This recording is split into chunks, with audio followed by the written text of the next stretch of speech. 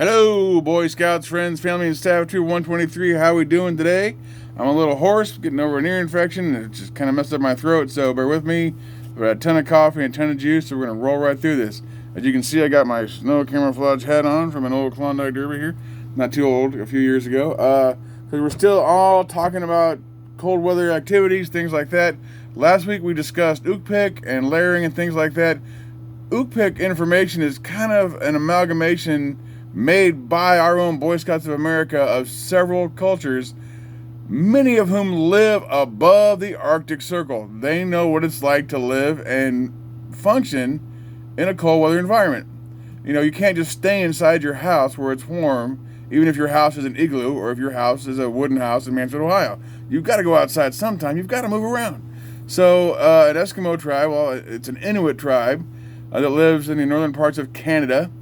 The Boy Scouts have borrowed a ton of stuff from the Inuit for their Ukpik ideas.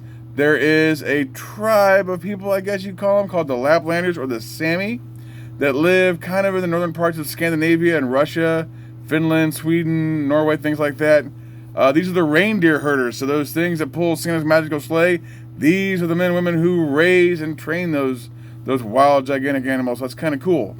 There is, by admission on me, a lot more video than would normally fit into an hour-long meeting.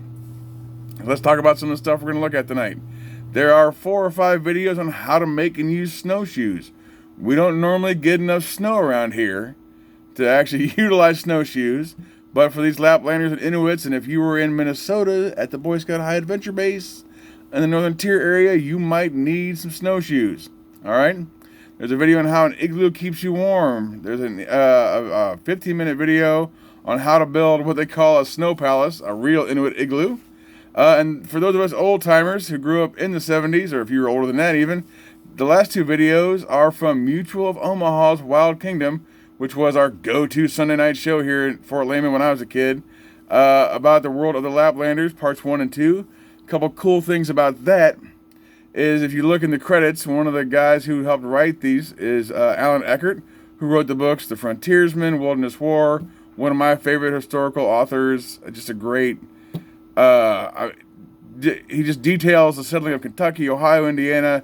Alan W. Eckert is just, W I think, is an amazing author.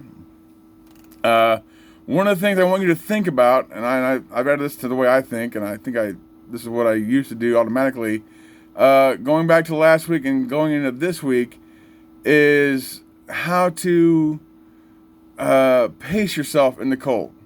We can't go as fast in the cold as we would on a day where it's 70 degrees, sunny, and the wind's blowing and we feel comfortable in shorts, t-shirts, socks, and a ball cap. We have to do the same things. If we're camping, we're going to have to build a fire, cook food, clean dishes. We have the same activities we have to do. But we have to pace ourselves so we don't end up hurting ourselves. We don't want to overexert. One of the things I remember reading and looking at last week and 2 weeks ago was don't go out in the bitter cold already overheated, because then you will start to sweat, and then the sweat could kill you because it will transfer so much heat from your body so quickly that it could be detrimental for your health and when it's really cold. And also, and this is good for us to think about this, you know, we Ohioans make fun of like Floridians and Texans for not being able to handle snow in the cold. Well, I would assume people from Minnesota make fun of us. It's a lot colder up there in the winter, and the further north you go, you know, these Laplanders and Inuits probably kind of laugh at us at how we dress. So, you know, keep in mind we're dressing for Ohio cold usually. So keep it all in perspective. But just remember, when you're doing anything in the cold, whether it's camping or just walking around outside in a bike path, which is flat and level, pace yourself. Don't overdress, don't underdress, but you can overdress. So, you know, just keep all that stuff in mind. I always say it's not enough to be tough as a Boy Scout. We got to be smart, too. That's the key. That's what I tell my students. Boy Scouts just aren't tough. Tough is not enough. We got to be smart. All right, so next week would be a normal live meeting time, but it's Christmas, so we don't normally meet at Christmas, COVID or not. What I'm going to do next week on Tuesday, which I think is the 22nd, I'm just going to post a bunch of fun videos that I think will be like my video Christmas gifts to the guys in the troop, things I know they like. If you have suggestions that you want to see, Scouts in action, trains, whatever, text me, have your staff text me, that's fine. Let me know. There'll be some stuff up next week, just some fun stuff. And again, there's a lot of videos this week. Just watch what you want to watch. All these are pretty cool. I got way too into it 2 weeks ago. So enjoy the bounty of videos. If I don't see you before, have a very Merry Christmas and a Happy New Year. We love and miss you all. Bye, guys.